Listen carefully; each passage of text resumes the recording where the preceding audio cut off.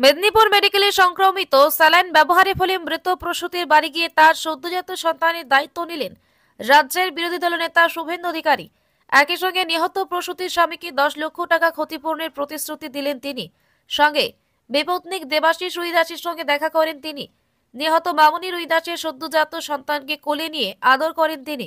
বৃহস্পতিবার দুপুরে নবান্নে বসে যখন মুখ্যমন্ত্রী মমতা বন্দ্যোপাধ্যায় মেদিনীপুর মেডিকেলে প্রসূতির মৃত্যুর জন্য চিকিৎসকদের দায়ী করে ক্ষতিপূরণ ঘোষণা করছেন, তখন রুইদাস পরিবারের উঠোনে দাঁড়িয়ে শুভেন্দুবাবু সেখানে পৌঁছতেই সদ্যজাতকে কোলে তুলে নেন তিনি। নিহত মামনি দেবীর স্বামী দেবাশিস রুইদাসকে তিনি বলেন, সরকার মামনি দেবীকে খুন করেছে, যেভাবে আর্জি করে নির্যাতিতাকে সরকারি খুন করা হয়েছে, ঠিক সেই রকম আমি আপনার সন্তানের দায়িত্ব নিলাম। আপনি বাবা হিসেবে ওর দায়িত্ব পালন করবেন, আমি আপনার দাদা হিসেবে ওর দায়িত্ব নিলাম। আমি আজ 2 লক্ষ টাকার চেক নিয়ে যাচ্ছি, আমি আরো 8 লক্ষ টাকা দেব। ধীরে ধীরে শিশুটির নামে ফিক্সড ডিপোজিট করে দেব, কিন্তু সরকারি ক্ষতিপূরণ ছবেন না যতক্ষণ না 50 লক্ষ টাকা ক্ষতিপূরণ ও গ্রুপ ডেকে স্থায়ী সরকারি চাকরি আপনাকে দিচ্ছে, ততক্ষণ সরকারি ক্ষতিপূরণ নেবেন না। আমি আপনাকে নিয়ে অনেক দূর যাব। এদিন শুভেন্দুবাবু দাবি করেন, প্রয়াত মামনি দেবীর স্বামী দেবাশিস বাবু ডিসেম্বরে বিজেপি সদস্যপদ গ্রহণ করেছেন। তিনি আরো বলেন, বুধবার স্বাস্থ্য ভবনে গিয়ে স্বাস্থ্য দফতরের এক সিনিয়র সেক্রেটারির সঙ্গে কথা বলি। তিনি বলেন, 13 ডিসেম্বর নয়, পশ্চিমবঙ্গ ফার্মাসিউটিক্যালস রেগাস ল্যাকটেটে যে সংক্রমণ রয়েছে তা 10 ডিসেম্বরই জানতো রাজ্য সরকার।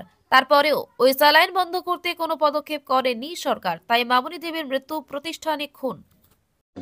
13ই ডিসেম্বর কর্ণাটক সরকার জানানোর পরে কেন এই ওষুধ সরকারি হসপিটালে ব্যবহার করা হবে? এটা তো অভয়ার মতো সরকারের দ্বারা খুন হলো।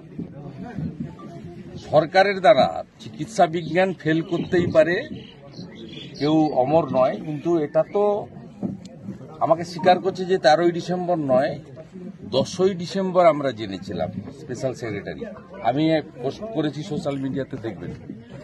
এবং আমি তারপরে বললাম, এই 4 জনকেই এই 20 সেলাইন আপনারা দিয়েছেন গোটা পশ্চিমবঙ্গে, না আরো অনেককে দিয়েছেন? উত্তর দিতে পারেনি। এবং আমার বিশ্বাস কয়েক হাজার বা লক্ষাধিক হবে গোটা রাজ্যের সমস্ত সরকারি hospital, primary health centre, medical কলেজে এই 20 ওষুধ 10ই ডিসেম্বরের পরে প্রয়োগ করা হয়েছে। এবং বিশেষজ্ঞ ডাক্তাররা বলছে যে কিডনি নষ্ট হবে। আমার কথা নয়, আমি ডাক্তারি পড়িনি। এবারে বলুন, সরকারের কোনো দায়িত্ব কর্তব্যবোধ নেই?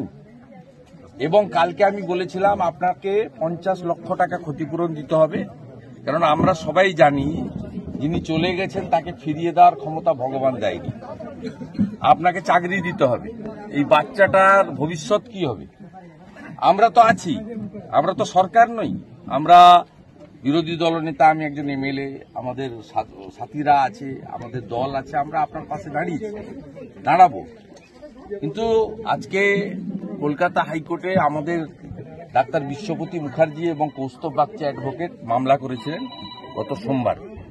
আজকে সেই মামলাতে প্রধান বিচারপতি বলেছেন যে সাধারণ ক্ষতিপূরণ নয়, অ্যাপ্রোপ্রিয়েট মানে যথোপযুক্ত ক্ষতিপূরণ আপনার পরিবারকে দেওয়া উচিত। তাই আজকে এই 3-4-5 দিন হওয়ার পরেও আপনার বাড়িতে কেউ এসেছে? না না, কেউ কোনো যোগাযোগ সরকারের পক্ষ থেকে চেক সাহায্য? মদ খেয়ে মরে গেলে, বিষাক্ত মদ খেয়ে মরে গেলে 2 লাখ টাকা নিয়ে পৌঁছে যায় প্রথমে। আজকে 5 দিন 6 দিন